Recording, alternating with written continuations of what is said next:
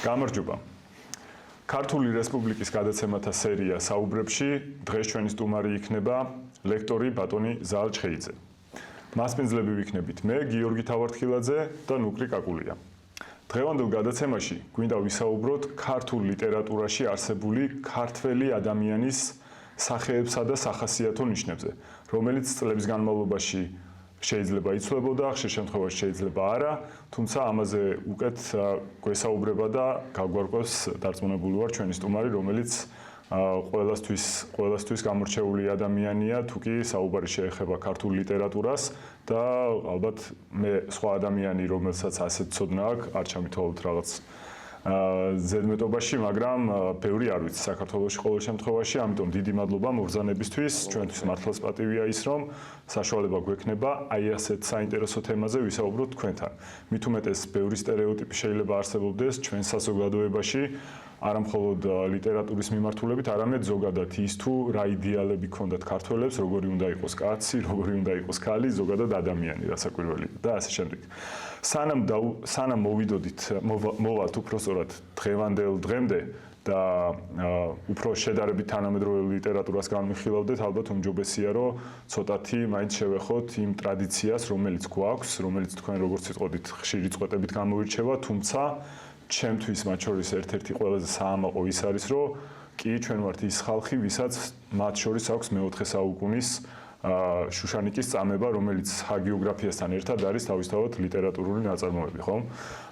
თუმცა სიამაყეში მე არ გულისხმობ მხოლოდ იმას, რომ აი ჩვენმა წინაპრებმა ეს შექმნეს და რა კარგია, ჩვენ ახლა შეგვიძლია უბრალოდ ხართ-ეზოზე წამოვждეთ და დავტკბეთ ამით. არა, სიამაყე ნიშნავს, რომ პასუხისგებლობაც გვაქვს დაკისრებული იმ მემკვიდრეობის არა მხოლოდ შენარჩუნებისთვის, არამედ კიდევ რაღაც ახლის დამატებისთვის რა და იმისთვის, რომ სათანადოდ ღირსეულად ატარო ის მემკვიდრეობა, რომელიც გვაქვს.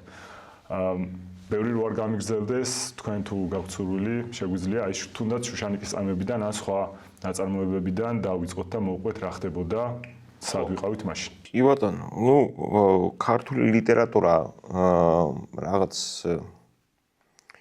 გამონაკლის არ წარმოადგენს მსოფლიო ლიტერატურულ კონტექსტში. მასში აისახება იმის მიხედვით, რომელი კულტურის გავლენა მეტია, ზოგჯერ აღმოსავლურის უფრო მეტია, შედარებით იშვიათად, მაგრამ მაინც გვიან შუა საუკუნეებში მაგალითად ქართულ ლიტერატურაზე აღმოსავლური გავლენა გაცილებით ძლიერი იყო ვიდრე დასავლური, ხო? მაგრამ ძირითადად დასავლური გავლენების ლიტერატურა ჯერ ეს არის ბიზანტიური, ცხადია და სავარაუდოდ ალბათ ჩვენთან არ უყვართ ამაზე ლაპარაკი. სომხური ლიტერატურის დიდი გავლენები ქართულ ლიტერატურაზე იგულისხმება შუა საუკუნეების, განსაკუთრებით შედარებით ადრეული შუა საუკუნეების, თქვათ, ტექსტები, მე არის და ის მოტივები, თქვათ, შეხედულებები, პერსონაჟული სტერეოტიპული ფორმები, რომელიც დასავლეთში გამოიყენება, შეიძლება გარკვეული მცირედი სახეცვლილებით, მაგრამ გამოიყენება ცხადია ქართულ ლიტერატურაშიც. ეს ყველა ეპოქას ეხება ამ ხალხში. ჩაგეკითხებით ხოლმე. თითქოს მაინტერესებს, ესე იგი დასავლურ ლიტერატურულ პრაქტიკას იმეორებს ქართული ლიტერატურაც. აი ეს როგორ ხდება დაკავშირება ერთმანეთთან, ანუ საიდან ქართულ ავტორებმა იციან დასავლურ ლიტერატურის შესახებ და წაკითხული აქვს და შესაბამისად? კი, აუცილებლად. წაკითხული აქვთ როგორც ჩანს სპეციფიკური განათლება, ანუ შუა საუკუნეებში ძირითადად ჩვენ კლასიკური ბერძნული გააჩნია რომელ პერიოდზე ვილაპარაკეთ. აი მაგალითად პირველი ნაწარმოებები ქართული შუშანიკის წამება იქნება ალბათ პირველი თუ ასე შემდეგ ამ ავტორებმა ეს მთლიანად მიყვება ქრისტიანულ ტრადიციას. ანუ ქრისტიანულ ტრადიციას, რომელიც იმ პერიოდში არის გავრცელებული, ვთქვათ, უფრო აღმოსავლურ ქრისტიანულ ლიტერატურაში რა. და უბრალოდ ბიზანტიიდან მოდის. ხო, ზოგადად ესე თუ ავიღებთ ბიზანტიიდან, მაგრამ ნუ არა მხოლოდ კონსტანტინოპოლის გავლენები, არა მხოლოდ კონსტანტინოპოლის გავლენები, ვთქვათ, უფრო სამხრეთული, ვთქვათ, გავლენებიც ითვლება, რომ მე თვითონ პირადად ხა ამის სპეციალისტი არა ვარ, მაგრამ ითვლება, რომ ის არის, რა ქვია, საკმაოდ ძლიერია რა.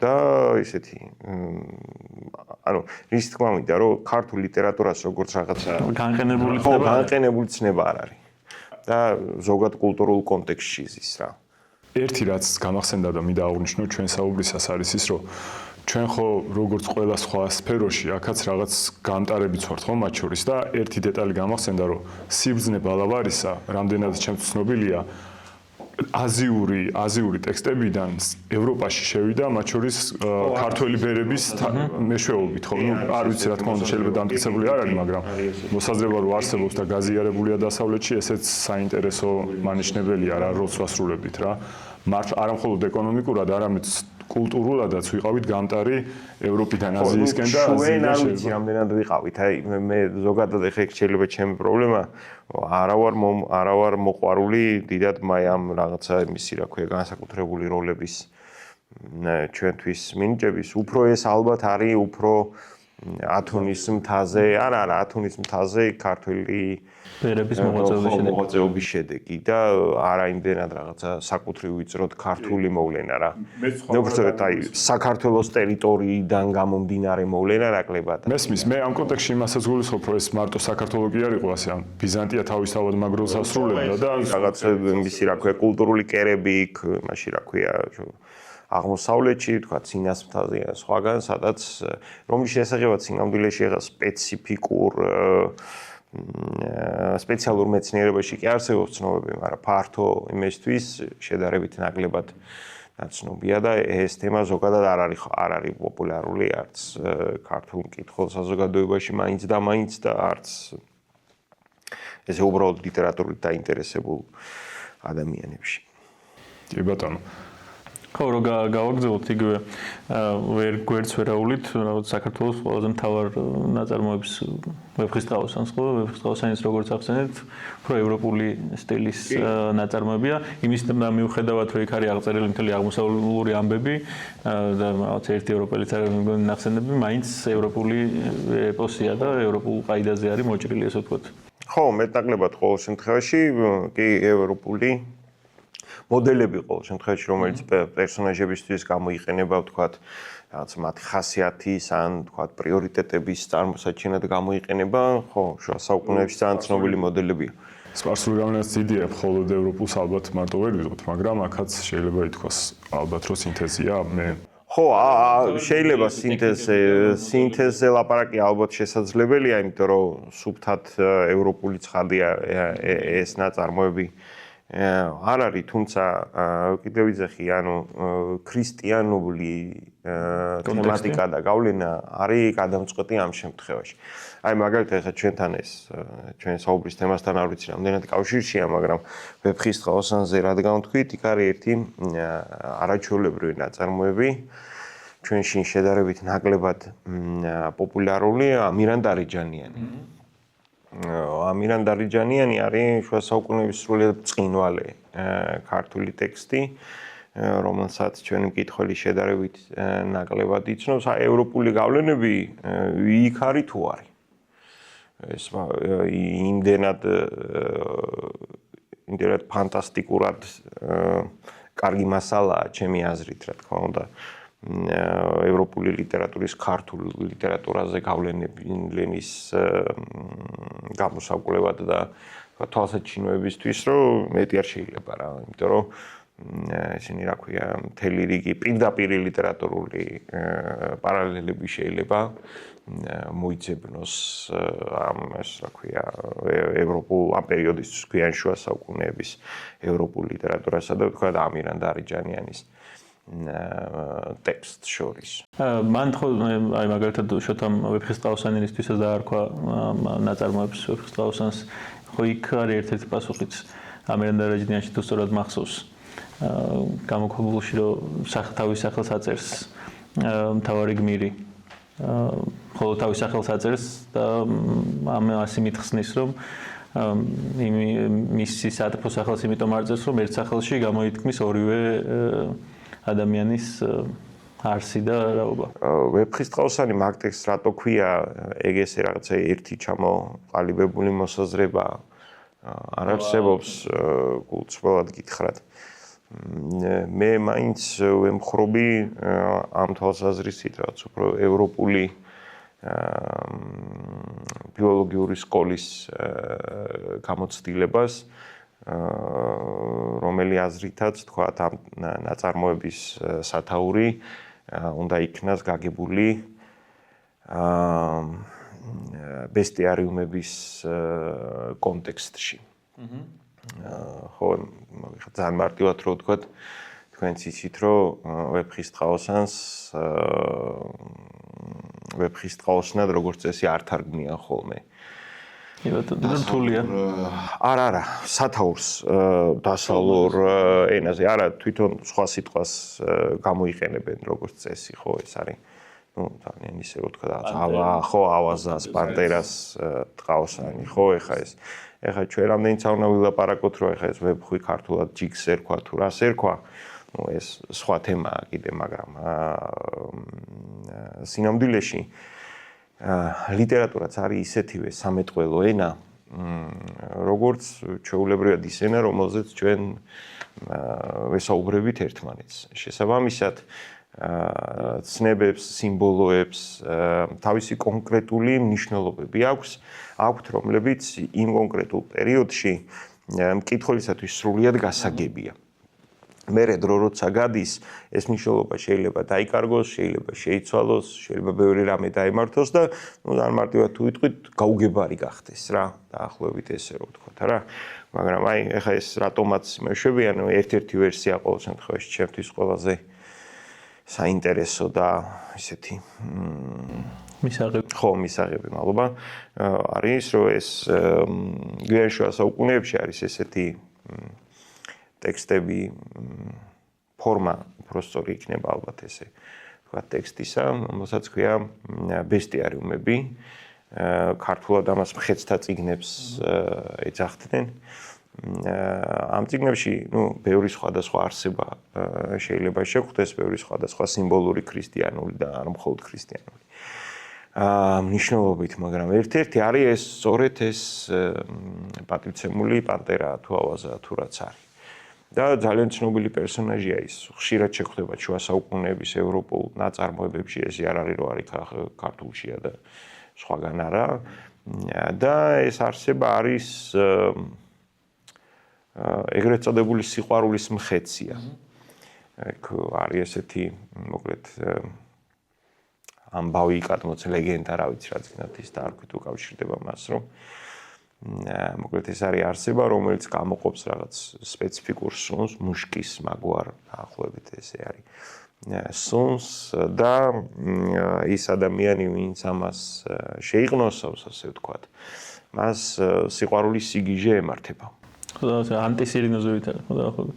ხო, დაახლოებით ესე. ამიტომ ეხლა იმ პერიოდში ეს რაღაცა ნაწარმოებს რო ეს ქვია, იმ კაც რო ის ტყავია ცვია, ან ვთქვათ, სხვაგან როცა ის ვთქვათ, ნესტანდარიჯანი ვეფხვად მოიხსენიება, ან ასე შემდეგ, ეს იქ რაღაცა ზოლებიანი ინდოეთის დღეებში მოვინადი არსება არ იგულისხმება მაინც და მაინც რა, იგულისხმება სხვა აბსოლუტურად მითოსური პერსონაჟი, რომელიც იმ ხალხის წარმოდგენით, ეხლა ძნელი ამაზე ლაპარაკი ცხადია, მაგრამ იმ ხალხის წარმოდგენით ნამდვილად არსებობს. და ეს აი მაგალითად იგივე ამირანდარეჯანიანი რადგან ვახსენეთ, იქ საერთოდ პირდაპირ გეოგრაფიულ ერთეულადაც არის მოხაზული ესეთი ტერიტორია ან პერსონაჟები ერთ-ერთი ზუსტ შედიან და არის რომ ხეცთა მიწებზე შევიდნენ. და ეს ხეცთა მიწები ვინც იცის, სრულიად გასაგებია და ეგ უცნაური არსებები რაღაც პილოსხელა არწივი მოფრინავს და რაღაცა სხვანაირი ადამიანები მოძრაობენ და ეს არ არის მხოლოდ ეს ტექსტები, სინამდვილეში ასურელ მამათა ცხოვრებაში შეხვდებით მაგალითად ბესტიარიუმის კვალს, ბესტიარიუმების კვალი არის და ეს ამ შემთხვევაში პირობითი სიტყვა ხო ხდებით ამ რაღაც. შეხვდებით სომხურ ლიტერატურაში, ბერძნულ ლიტერატურაში. ეს არ არის რომ ქართველებმა მოვიგონეთ რამე და არიქა. მაგრამ ქართველებმა კარგად გამოგვივიდა ქართველებს. ხო, ანუ სინამდვილეში ბევრია ეს ქართულ მეცნიერებსაც ბევრი უწერიათ ამაზე და ასე შემდეგ ეს ახლა რაღაცა ის საიდუმლოს ავყვები უბრალოდ შეიძლება სკოლაში არ ყვებიან ამის შესახებ თორე არაფერი ის არ არის, რა ქვია, საიდუმლო ამასთან დაკავშირებით. ანუ ეს რას მოვაყოლე, ხა რომ ეს არის, აი მაგალითად ცნებით იგივე ფხისტყაოსანთან დაკავშირებით, ხო, აი რაცა რაინდის ცნება როგორია მაგალითად, როგორ შეიძლება განემარტებოდეს, რატო იქცევიან ის პერსონაჟები ისე როგორც იქცევიან, ხო? ნუ ჩვენი გადმოსახედიდან შეიძლება რაღაცა აბსურდული იყოს ხშირად მათი ქცევა აბსურდული იმაზრით, რომ ცხად სოციალურ ლოგიკაში არ ჯდებოდეს მაგალითად. ამას ყველაფერს განმარტებები ჭირდება და ეს განმარტებები გამომდინარეობს მხოლოდ და მხოლოდ იმ ეპოქის რაღაცა თქვათ გარკვეულ ცნებებზე, გარკვეულ რელიგიურ შეხედულებებზე, ქრისტიანული და არა მხოლოდ ქრისტიანული, ზოგადად კულტურული წარმოდგენებიდან, თქვათ, რაინც როგორ განიხილავდნენ, თქვათ, რაღაცა როგორ ესმოდათ ეს მამაკაცური წყვილის იდეა მაგალითად, თქვათ, სოციალურ ვალდებულებებზე რა წარმოდგენებისა იყვნენ, იმას, რასაც ჩვენ თავისუფლებას ვეძახით, ხაში არ ეძახდნენ, მაგრამ იმას, რასაც ჩვენ თავისუფლებას ვეძახით, როგორ განმარტავდნენ, თქვათ, როგორ უყურებდნენ ამ იმას, რა ქვია, ამ რაღაცა ულებას, ხო, ეგ ყველაფერი არის მტკიცედ დაკავშირებული ევროპულ და ანუ იმ ეპოქის რაღაცნაირ კულტურულ და რელიგიურ გამოცდილებასთან. შემდეგ ცოტა გვიანდელ ეპოქაზე რო გადავალთ, იქაც ვიტყვით ამაზე, მაგრამ ერთი მხრივ, ნუ ყველამ ვიცით, რომ ვეფხისტყაოსანი არის ნაკრები იდეალებისა და იდეებისა, როგორი, აი თქვენ როგორც ჩამოთვალეთ, ხო, როგორი უნდა იყოს რაინდი, მეგობარი, როგორი არის. მეგობრობა არ ვიცი, ეხა სიმართლე გითხრათ, ხო? გააჩნიათ ჩვენ მეგობრობას რას ესეთია, რომ მეგობრობას შეეხება, ხო, იდეაში. უბრალოდ რას დავარქმევთ გააჩნია მეგობრობას. თავგანწირვა მეგობრისთვის? არა, მეგობრობას რას დავარქმევთ, მაგას გააჩნია. ანუ ტარიელისა და ოთანდილის მეგობრობა. რატო არის ეს მეგობრობა? ხო, არ ვიცი, რატო არის? ხო და შეიძლება არ არის. შეიძლება, ხო. აბა არის, რაღაცა კონტრაქტი, სიყვარული. მაგრამ მეგობრობაში სიყვარული აი ხო და მაგას ვიძახი, ანუ გააჩნია როგორ განმარტავთ რა რაღაც სიტყვებს როგორ განმარტავთ გააჩნია. თუ ჩვენთვის მეგობრობა არის ის როგორც ჩვეულებრივ ადამიანებს მეგობრობა გვესმის, მაშინ ის არ არის მეგობრობა. ის არ არის მეგობრობა. მაშინ ეს არის იდეალური მეგობრობა, შეიძლება.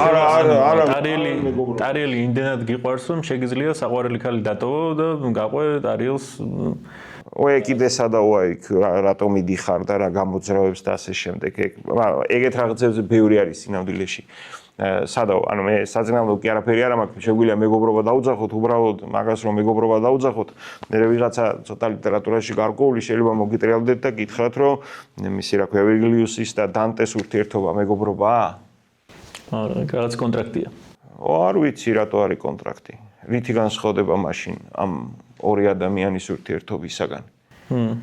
ანუ თქვათ როლანდის და ოლივიეს ურთიერთობა მეგობრობაა? ანუ გააჩნია რას დაუძახებთ გესმით მეგობრობას. ეს არის კლასიკური, ეს უფრო ქრისტიანული, ის არის რა ქვია, მოდელია სინამდვილეში ქრისტიანული და ცოტა შეიძლება წარმართულიც თუ რა ვიცი, მითოსურით რაც ვინათ ის დაარფით. ვიდრე ის, რასაც მე და თქვენ მეგობრობას ვეძახით. ის მეგობრობა, ჩემი აზრით ყოველ შემთხვევაში, არ ვიცი, როგორც განიმარტება მეგობრობა, ეს არის ერთი მხრივ რაღაც ემოციური კავშირი, თქვა ორ ადამიანის შორის, მაგრამ გარდა ამისა, ეს არის გამოცდილებითი და სოციალური კავშირი ორ ადამიანის შორის, ხო ესია. ეს აღნიშნულოვანია.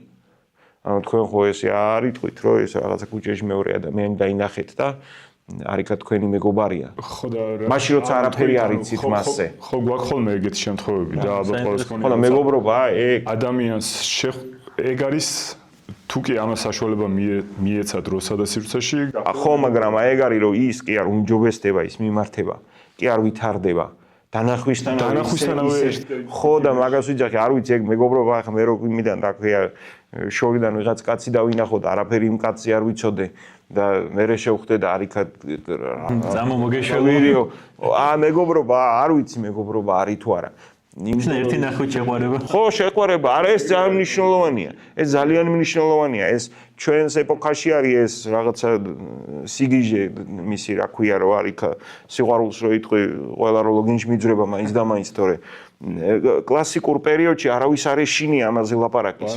ეს სისულელეა აბსოლუტურად. ანუ ის რომ ორ მამაკაც ერთმანეთი უნდა უყვარდეს, აბა ისე რანაირად, აბა სხვანაირად როგორ. ანუ შუა საუკუნეების სარაინდო რომანის პერსონაჟს მეგობრობა რა არის ვერ გააგებინებთ. ანუ არ არსებობს ეგეთი რამე. მსგავსი სიყვარულია და მორჩა. ამიტომ არის ის ინტუიტიური, შენიანად თვლი და შენიანი გიყვარს და მის გამო შეიძლება თავი გაწირო. ხო, ანუ მსგავსია. მსგავსება ძალიან მნიშვნელოვანი, ეხლა ცოტა სხვაგან მიდივარ. თანასწორი რაღაც არა, მსგავსი ეს ძალიან მნიშვნელოვანია. მსგავსი.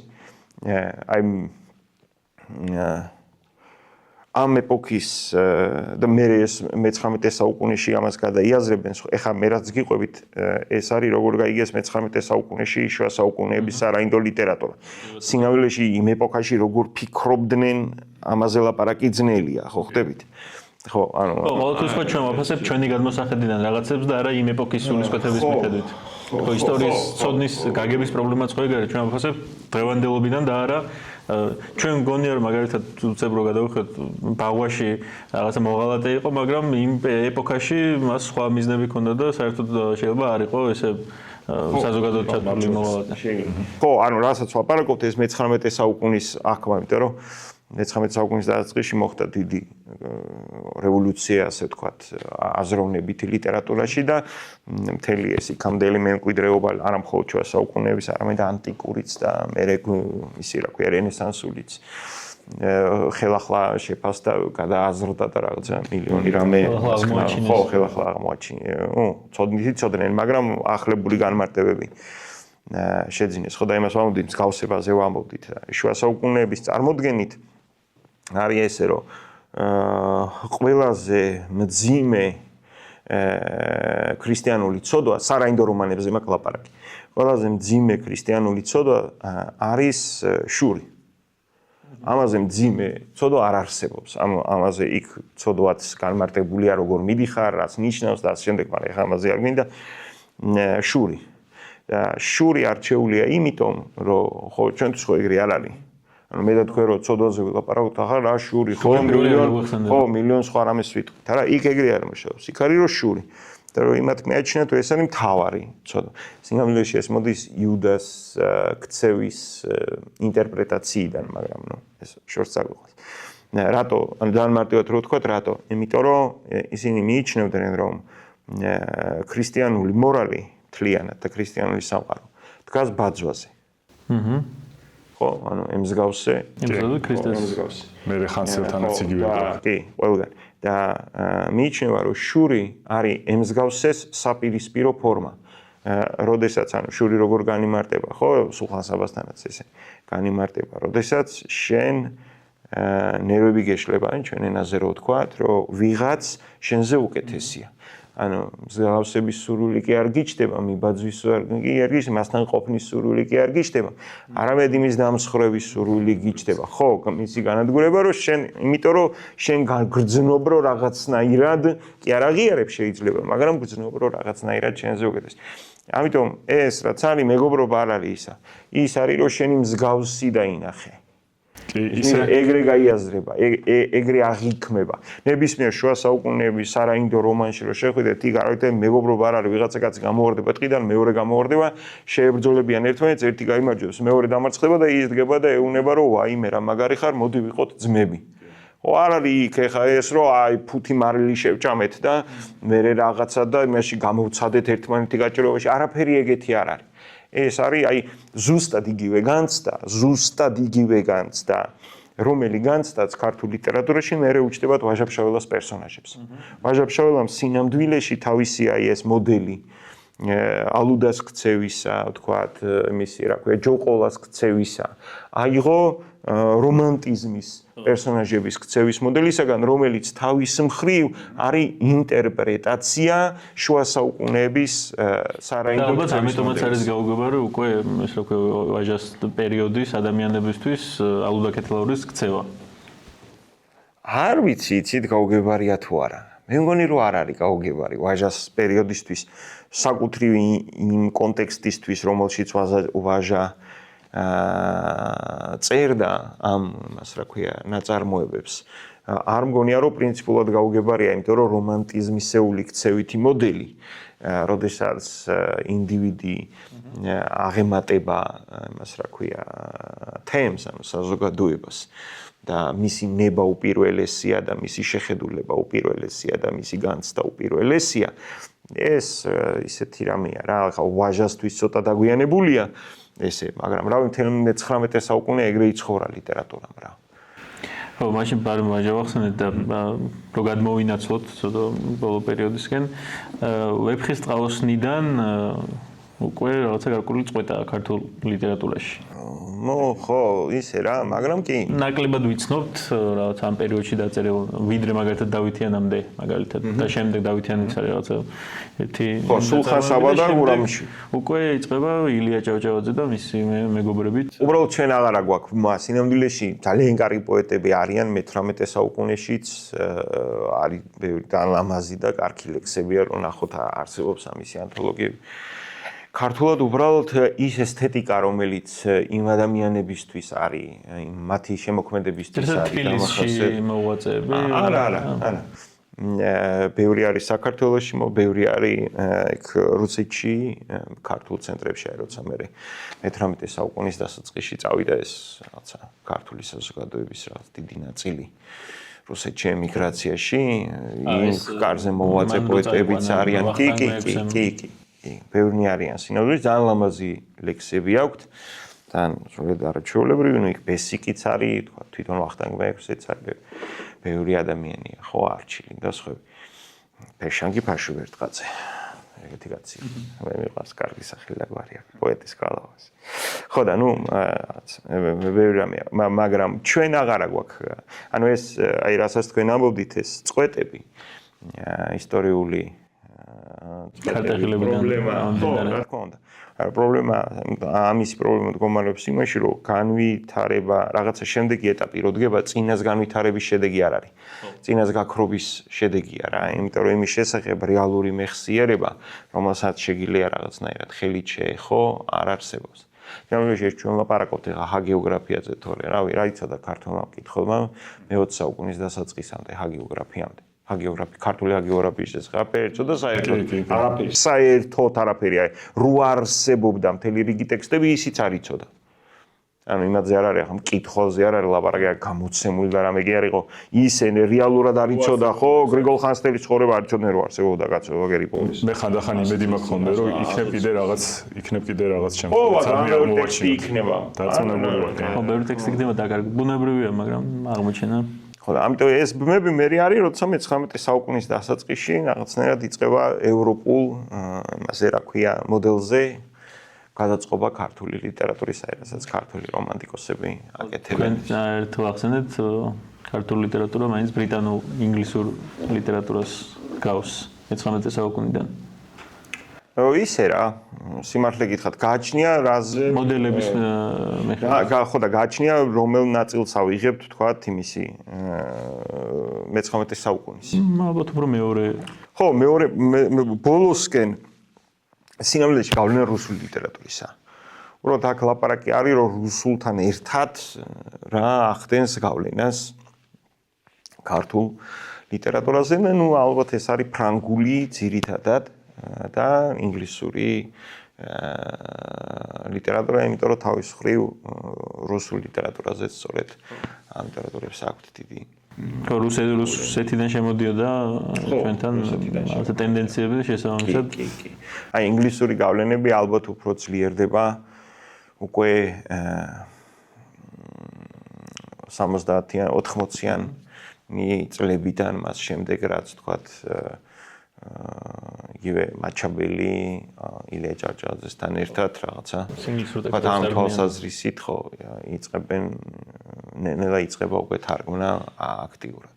თორე იქამდე ცხადია ქართული ენობრივი სივრცე ძირითადად ფრანგული და რუსული. ფრანგული, იმიტომ რომ უფრო ფრანგულის კონტექსტში ეს არის უფრო ალბათ ისტორიული პროზა ერთი მხრივ და რეალისტური პროზა მეორე მხრივ, იმიტომ რომ თეატრი ეგრეთ ჩნდება ჩვენთან.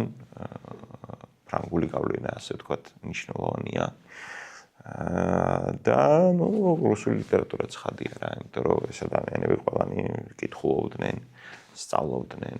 აი ახლა მე-19 საუკუნეში უკვე რა ტიპის ადამიანებზია ძირითადად, აი ამ ადამიანებს, ვინც მთავარი გმირები არიან, რა ახასიათებთ, რა აქვთ ის საერთო ერთმანეთთან, რა თქმა უნდა, გარესამყაროსთანაც, იმიტომ რომ როგორც უკვე აღნიშნეთ, ეს რაღაც ცალკე ამოგლეჯილი ქართული არ არის, თავისთავად ვერც იქნებოდა ვერანაირად. ხო, ჩვენ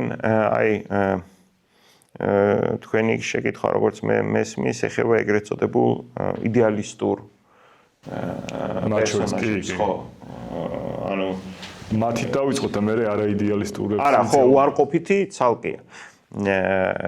ანუ ადამიანები ეს არის არადადებითი პერსონაჟი, მაინც და მაინც აუცილებლად. არამედ პერსონაჟი, რომელიც რაღაცნაირად თავისი არსებობის მაქსიმალურ ზღვარს გამოხატავს, ასე ვთქვათ, ნაწარმოებში.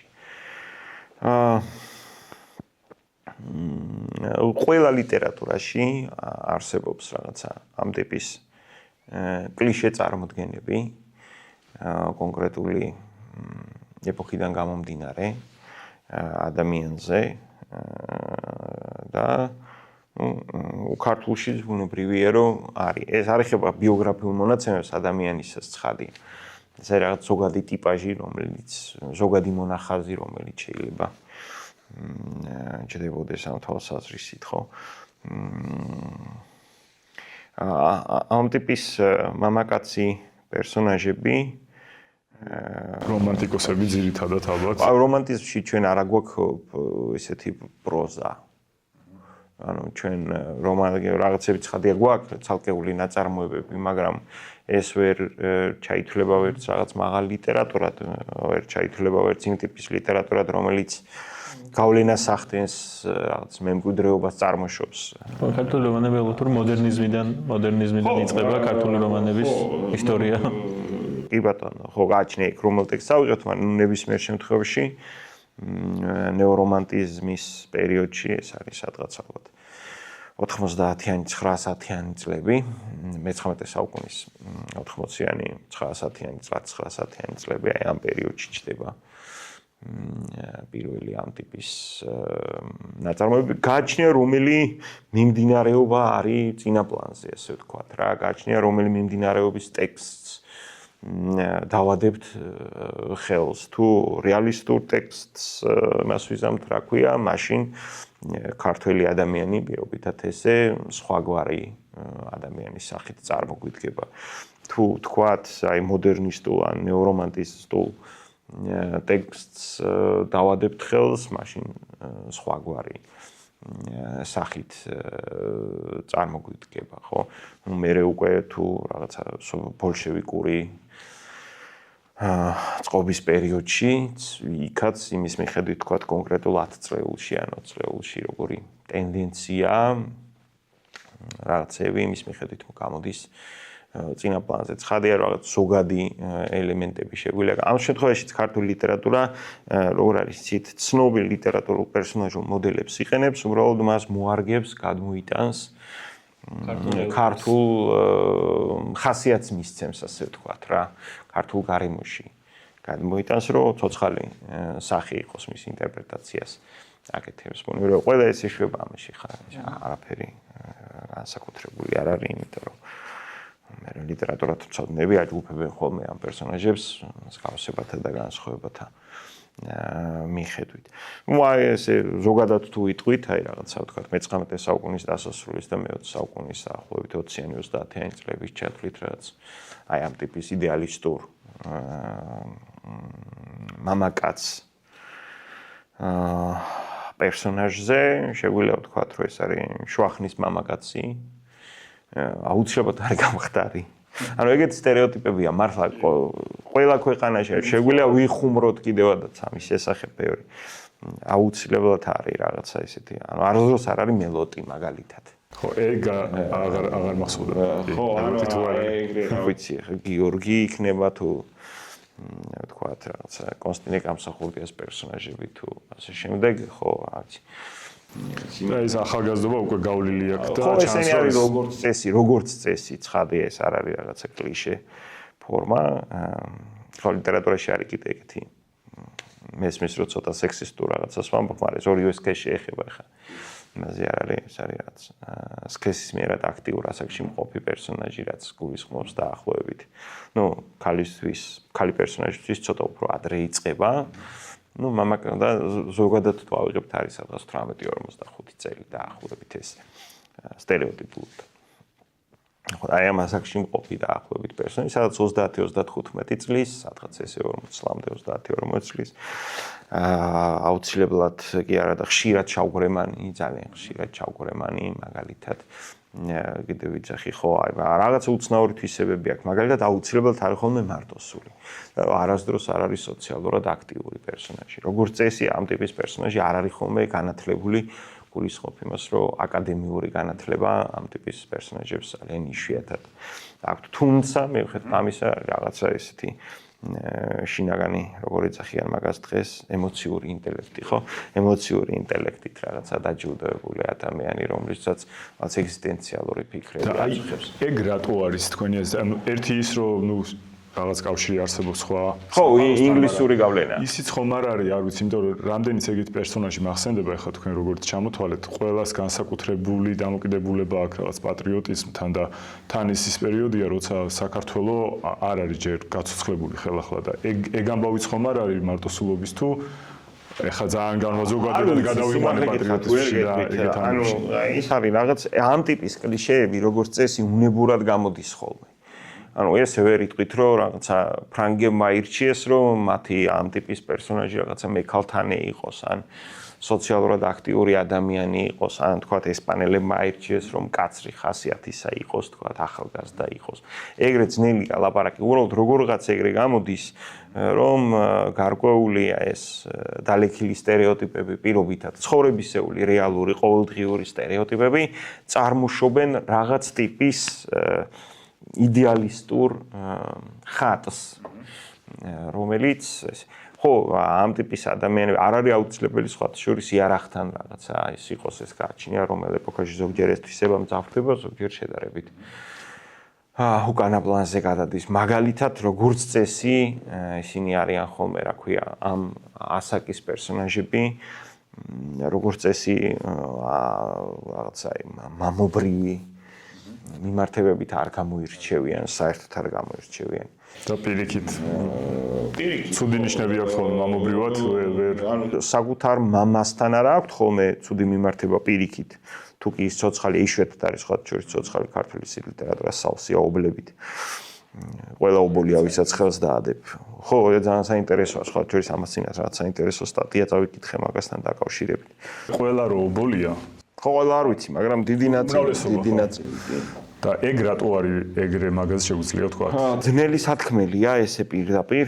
შეიძლება ეს იყოს დაკავშირებული რაღაც უცნაურ ეროვნულ გამოცდილებასთან თუ ეგრე შეიძლება ითქვას, იმიტომ რომ გასაგებია რომ მამები ხშირად პოლიტიკური და ისტორიული მოვლენებიდან გამომდინარე იღუპებოდნენ და რაღაცა აღქმა ესეთი იყო რომ მაინც უფრო ესეთი რა ქვია მაგას შედარებით უმამო ბავშვების თაობა უფრო იყო ალბათ. თუმცა შეიძლება დაკავშირებული იყოს კიდე რა ვიცი აი თქვა უშუალოდ ლიტერატურულ სტერეოტიპებთან, სადაც თქვა აი ცალკე აღებული უკვე მე-19 საუკუნიდან ცალკე აღებული რაღაცა ინდივიდუალისტური ფორმა ადამიანისა გამოკვეთილია და ის გამოიყოფა როგორც საზოგადოებიდან, ისე ოჯახიდან, როგორც საზოგადოების მიკროფორმით. კი და ის ამბავი რომ ეგ უმამობა შეიძლება უბრალოდ ჩვენი ქვეყნის გამოცდილებით გამოწვეული ამბავია, მეგონი ძალიან რეალური შეიძლება იყოს, იმიტომ რომ ეხლა ვერ ვაფასებთ, იმიტომ რომ არ ვცხოვრობთ იმ დროში, მაგრამ მართლა სერიოზული გამოწვევა იქნებოდა ამდენი ოჯახი მამის გარეშე და ერთ-ერთი რა ვიცი, ანუ ისინი ვისაც არ მგონია რომ მათი უშუალო გამოცდილება იყო ეს, მაგრამ უფრო იყო ალბათ მეხსიერება. მათ შორის. ხო, იმიტომ რომ ახლა მე-19 საუკუნის ბოლოს და მე-20 საუკუნის დასაწყისში ეს რეალურად თუ შევხედავთ, რაცა მამები ადგილზე არიან მაინც, ხო და მგონია რომ შეიძლება უფრო ალბათ არის მეხსიერებითი გამოცდილება შეიძლება. და დროც დიდი არ არის რომ ეგ მეხსიერება თქვათ რომ არის არსებობდა, იმიტომ რომ საკმაოდ პატარაა და იქ ბაბუის ამბავი შვილიშვილმა იცის რა და ბაბუის მამის ის რომ ბაბუა უბოლია, ეს რაღაცნაირად ან რაღაცა მამას ცუდად მოესწრო, ან საერთოდ არ მოესწრო, ან რაღაცა ეს მეხსიერება მეშება რა ქვია რა. ნარჩუნდება ზოგადად. ამიტომ არის რომ მამებს ხშირად ქართულ ლიტერატურაში ანაცვლებენ სხვა ასაკოვანი ადამიანები, ოღონდ არა მაინც და მაინც ბიოლოგიურად მთავარ პერსონაჟთან დაკავშირებული ადამიანები. უფრო რაღაც მოძღვრარის ან რაღაცა ვთქვათ, მენტორის აკაკის გამზელში მაგალითად არც ერთი არ არის გამზელში. კი ბატონო, არც ერთის ბიოლოგიური მამა არ არის. მაგრამ არის სხვა ადამიანები. არის მამები წარმოდგენილი იქ იმაში, ევროპული და არ მხოლოდ ევროპული, მაგრამ ზოგადად მსოფლიო ლიტერატურისთვის დამახასიათებელი კონფლიქტი მამას და შვილს შორის. ხშირად არის ხოლმე ბუნებრივი ეს სამანიშვილის დედინაცვალს აიღებთ ხევის ბერგოჩას თუ თვარის მოტაცებას, ეს არა ქვია ამ თვალსაზრისით. ეს მე ისეთი კლიშეა, რომ აი მე-20 საუკუნის მეორე ნახევარშიც მოყვება ლიტერატურას, ხო, ჭილაძის რომანებში შეგხვდებათ და დოჩანაშვილთან შეგხვდებათ და ქარჩხაძესთან შეგხვდებათ, ხო, ქარჩხაძესთანაც ხო ეს ზებულონს რო წაიკითხა, ხო, ეგრე იწყება, რომ თავარი პერსონაჟის რაღაცა. ვიღაცები მაგალითად თვლიან, რომ ეს შეიძლება იყოს ვეფხისტყაოსნის რაღაცნაირი უხილავი გავლენა ლიტერატურაზე, იმიტომ რომ არც ერთის მამა ვაჟასთანაც ესია. ხო, მამაკაცებზეა ცხადია ლაპარაკი და არა ქალ. ვისაც ყავს შეიძლება მამას კლავდეს, ან რაღაცას ან ხო, კონფლიქტია მეთქი, კონფლიქტია, მაგას ვიძახი. პირდაპირ ან სულიერად ან ფიზიკურად. ზოგადად. კი, ეს ლიტერატურული კლიშეა, ამას ეხა ვერავინ ეგრე ვერ გაიქცევა თანაც უნდადეს. უმრავლესობა ტექსტი აუცილებლად ეგეთი იქნება. ჩვენ ვისაუბრეთ დადებით პერსონაჟებზე, რომელთაც იდეალები აქვთ და რაღაც წარმოსახვა როგორი უნდა იყოს ადამიანი. ხო, კლასიკური აზრით დადებითები არ არიან, მაგრამ ხო, სრულყოფილები ხშირ შემთხვევაში არ არიან. არც სრულყოფილები არ არიან. არა. ანუ თავიანთი არსებობის მაქსიმალურ გამოვლინებას წარმოადგენენ. ამას გულისხმობდი. ხო, ანუ სრულყოფილი არის, რომ შეცდომას არ უშვებს, რაღაც ცოდვას არ ჩადის, მორალურად რაღაცა ის არის, ხო და ეგეთები არ არიან ეს პერსონაჟები. ამასობაში ყავს უარყოფითი პერსონაჟები, რომლებიც ზოგჯერ ძალიან ზუსტად იმას აირეკლავენ, რაც საზოგადოებაში ხდება და აქ დაცლილი ვართ რაღაც ისეთი იდეალებისგან, როგორც სხვა შემთხვევაში დადებით პერსონაჟების შემთხვევაში შეიძლება შეხვდეს. ნუ თათქარიძე, მათ შორის კვაჭიძე ერთი ამბავი, რომელიც მე არ ვიცოდი და გამაოცა, როცა დაატყვევებს ამ თურქების დიდ რაოდენობას ომში რო გაუშვებენ, სადაც თუმცა არ უნდა მოხვედრა და შემთხვევით მოხდება და ისე გამოდის, რომ თავის უნარებს, რომელიც თავის დაუნებურად აქ გამოავლენს, ყოფილა ნამდვილი ოფიცერი, გვარად ვაშაკიძე და პირველად რო გავიგე ამისა, ხოჩახ, გამიხარდა რომ სინამდვილეში ესეთი ადამიანი არსებობდა, რომელმაც რამდენიმე ათეული ადამიანით მთელი პოლკი თურქების დაატყვევა და ზუსტად იგივე მოხდა ფაქტობრივად, რაც კვაჭიში არის და იმის თქმა მინდა რომ ეს კვაჭი და სხვები არ არიან გამოგონილი რაღაც იდეალების ასე ვთქვათ პრიმშოები, ხო ისინი იმ ცუდ თვისებებს ასახავენ, რაც მართლა ხდება. ან რეალურ თვისებებს ახლა ის რომ პოლკი დაატყვევა, ეს ცუდი არ არის, ეს პირიქით მის ნიჭიერებაზე მეტყველებს. ხო, ესია უარყოფითი პერსონაჟები, ზოგადად, ნუ ნიჭიერიც უნდა იყოს, გაქნილიც უნდა იყოს. ხო, ჩვენი ლიტერატურა არ არის დიდარი საინტერესო უარყოფითი. საინტერესო ვილანები არ ყავს. საინტერესო უარყოფითი პერსონაჟი ცოტა გვყავს, ბევრი არ არის ნამდვილად. აი ლუარსაბი რა. ლუარსაბი არ ვიცი ეს, ჩვენ თუ მოგვინდება შეიძლება კი იყოს უარყოფითი პერსონაჟი და ალბათ ილიამ როცა ჩაიფიქრა უარყოფით პერსონაჟად ჩაიფიქრა, მაგრამ რამდენად გამოვიდა უარყოფითი პერსონაჟი, მე ძალიან მიყვარს. ბოროტება არ არის, მაგრამ ცუდია. ხო, ნუ საზოგადოებრივი განვითარების აზრით ალბათ ხო, მესმის ეს რატო შეიძლება, ეგრე როგორ შეიძლება გავიაზროთ და ახსნათ, მესმის ეს. მაგალითი არ უნდა იყოს ლუარსაბი, მაგრამ მაგალითია ხო. თქვა რომ რაღაცა ცუდი ტიპია. მე ძალიან მიყვარს, ჩვეულებრივი კაცი. საყვარელი ანტიგმირი. ეს უარყოფითი პერსონაჟები, როგორც წესი, ქრისტიანული, ცოდვითი რაღაცა ცოდვად რაც გაიაზრება ქრისტიანობაში, იმ ახასიათებლების რაღაცა ნაკრებს წარმოადგენენ.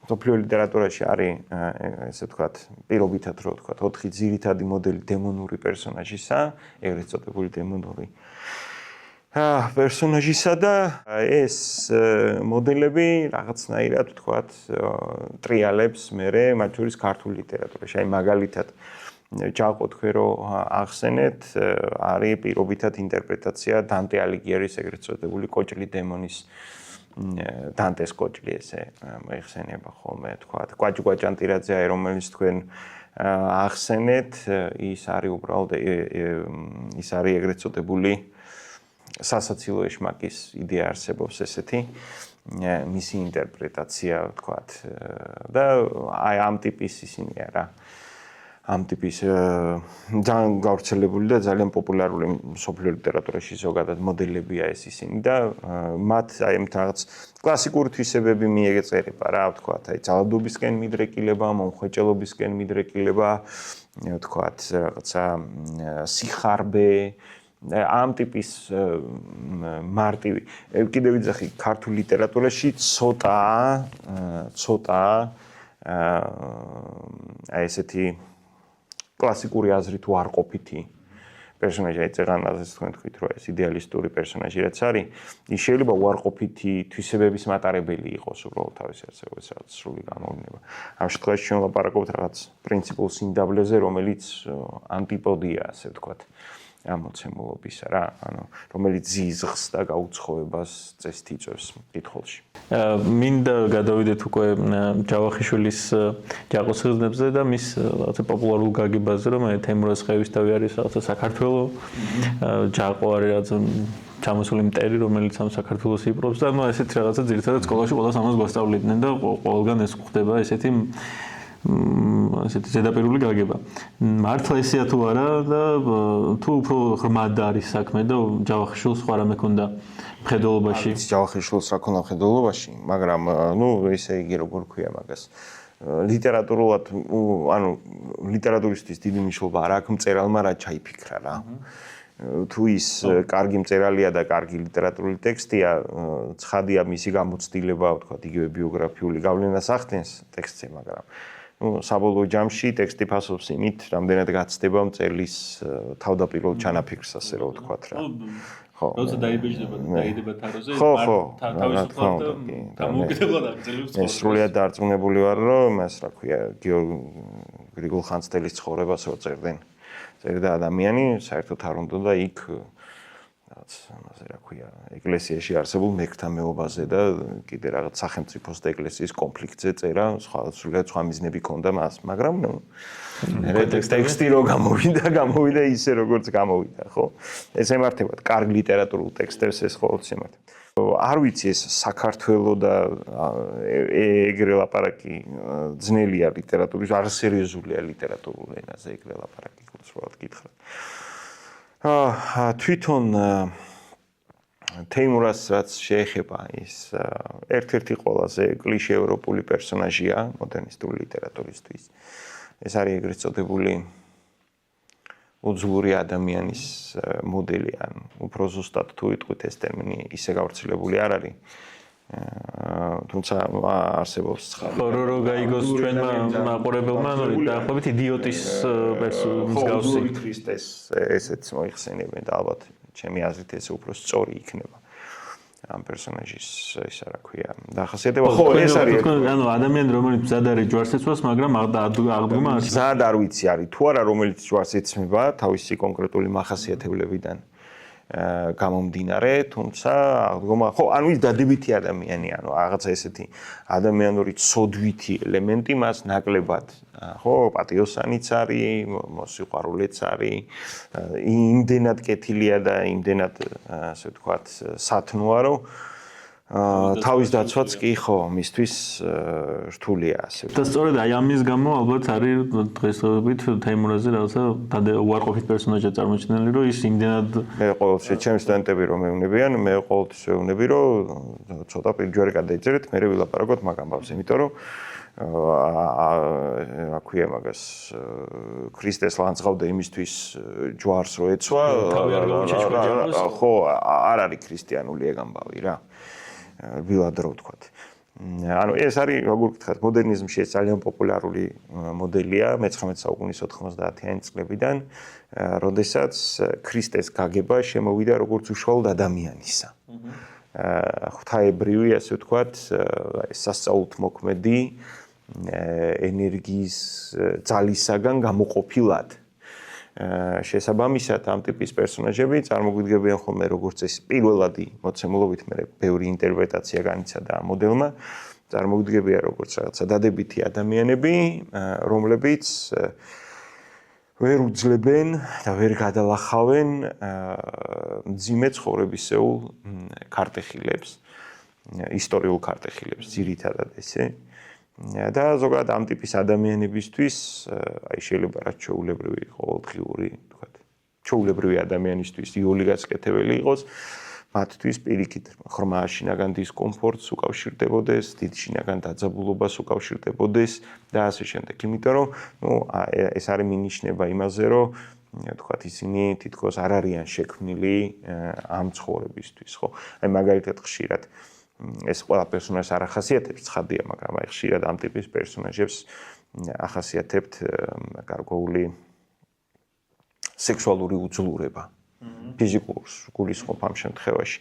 და ეს ეხა ბევრნაირად განიმარტება, მაგრამ ერთ-ერთი განმარტება ამისი არის ის, რომ კლასიკურ სახარებისეულ მოცემულობაში ქრისტეს თქვათ ამ ტიპის მიმართებები არ ქონდა და ხო ეს ხაზს უსვამს მათ ნაკლებ ფიზიკურობას და მეტ რაღაცა სულიერებას ხო პირობითად ეს სულიერებას ამიტომ თვითონ ეს პერსონაჟიც თეიმურაზ ხევისთავის ხო სრულიად ცხადია რომ ის შექმნილია დოსტოევსკის იდიოტის გავლენით კიდევ მეორე ეს არ არის ცალკე აღებული პერსონაჟი ეს სავსეა მოდელია რომელსაც იყენებს ყველა ვისაც არ ეზარება უბრალოდ ბევრი ინტერპრეტაცია არსებობს მთელი მე-20 საუკუნის მანძილზე მეტი არაფერი არ უკეთებია მსოფლიო ლიტერატურას მოდერნიზმს ამ ტიპის პერსონაჟის ინტერპრეტაციას აკეთებს ძალიან ატრიალებს მუდმივად ხო ოღონდ ერთმანეთისგან რადიკალურად განსხვავებულ იმეებს იღებს რა ქვია რადიკალურად განსხვავებულ პერსონაჟებს იღებს აი არაფრით მსგავს ერთმანეთთან საერთოდ აბსოლუტურად არაფრით მსგავს იმიტომ რომ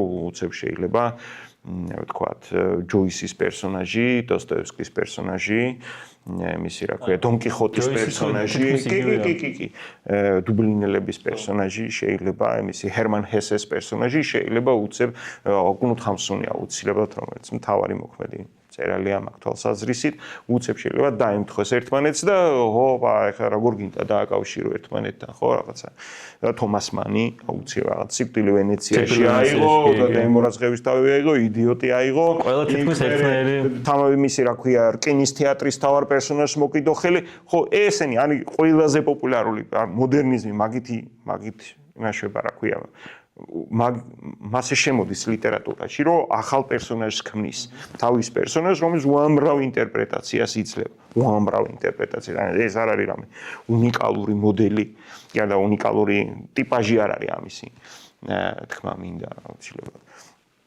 მან ჩემი აზრით, ხო, ეს ერთი მხრივ რა, იმიტომ რომ არაფერი რა, კუნთ ხამსუნის შიმშილს როცა იკითხავ, დუბლინელებს როცა იკითხავ, თქვათ რკინის თეატრს როცა იკითხავ, სრულიად ცხადია ვის გავს, როგორ გავს, ჰერმან ჰესეს როცა იკითხავ, სრულიად ცხადია ვის გავს, როგორ გავს, რანაირად, რა ინტერპრეტაციით, სად დააკლო ავტორმა, სად გაართულა ავტორმა, როგორი მიმართულება მისცა, არა რა ესე, ძალიან არასერიოზულია მაგაზე ლაპარაკი, რომ ეს საქართველო და ეს აქ მინდა კიდე ერთ პერსონაჟს ვიღოთ. ანუ თეიმურაზი გასაგებია როგორიც არის ახსენით, მაგრამ ასევე ის არის დამარცხებული პერსონაჟი, ხო? მაგრამ მისგან განსხვავებული ქართული ლიტერატურა დაახლოებით ერთმანეთის პარალელურად რო ვთქვათ, თვარის მოტაცების ესე იგი თარა შემხარიც სპოილერი თუ არ გინდათ შეგიძლიათ დააპაუზოთ ან გადაახვიოთ. ისიც მარცხდება იმის მიუხედავად რომ არის სრულიად განსხვავებული თეიმურაზისგან და ანუ ყველა საპირისპირო თვისება აქვს თეიმურაზისგან განსხვავებით ისიც ბოლოს მასაც იტაცებს რომანტიზმის და რომანტიზმის გავლენით შექმნილი მოდერნიზმი ჩვენთან ესე იქნება ეგ არის რომ თავი პერსონაჟი უნდა დამარცხდეს ახლა თავმა პერსონაჟმა თუ გაიმარჯვა, მაშინ ახლა ტრაგედიას რანაირად დაწესა. ჰოლივუდური სხვა რა ქვია, მელოდრამა. სერიოზული ლიტერატურა, ამიტომ ეგრე არ მუშაობს. ანუ ფიზიკურად უნდა მარცხდებოდეს, ასე ვთქვათ, პერსონაჟი. მაგრამ სამაგეროდ არზაყანი იმარჯვებს. ხო, არზაყანი რო იმარჯვებს, ის მოდელია, რომელიც აი 20-30-იან წლებში პოპულარული იყო, მეორე მოსვლის მოდელი, რომელიც ქართული ლიტერატურაში ძალიან პოპულარულია და სულ მაგაზე წერენ, რომ აი რაღაცნაირ ძველი სამყარო, რომელიც იდეაში ალბათ გამოგონილი სამყარო უფრო ვიდრე რეალური სამყარო, საქართველოც და ზოგადად მსოფლიოც და რომ არ ხდება და მეორედ მოსვლა და ეს პოეზიაშიც ძალიან ხშირად არის და მან ერთი მნიშვნელოვანი ამბავი ის არის, რომ ეს ძველი სამყარო შეიძლება გამოგონილია, მაგრამ ჩვენ ხო თქვით, რომ აი რაღაც ტიპის იდეალებს გვთავაზობს, როგორია იყოს ადამიანი და ეხა არა მხოლოდ რეალურად იცვლება სამყარო, მართალია რეალურადაც შეიცვალა, ნუ კომუნიზმი მოვიდა და მართლა შეიცვალა რეალობა, მაგრამ თავარი ის ხო არ არის, რომ ეგ იდეალები იცვლება, აი თუ თარა შემხარისთვის რაღაც იყო იდეალი, შეიძლება მანამდე ისეთ სამყარო არ არსებობდა საქართველოში. გრიგოლ რობაქიძეს, რომელიც მისი ფრაზა არ არის, მაგრამ მისი ინტერპრეტაცია ამ ფრაზისა ადამიანი წარმოიშვა მაიმუნისაგან, მაშინ სადამე გაუმარჯოს თავისუფლებას.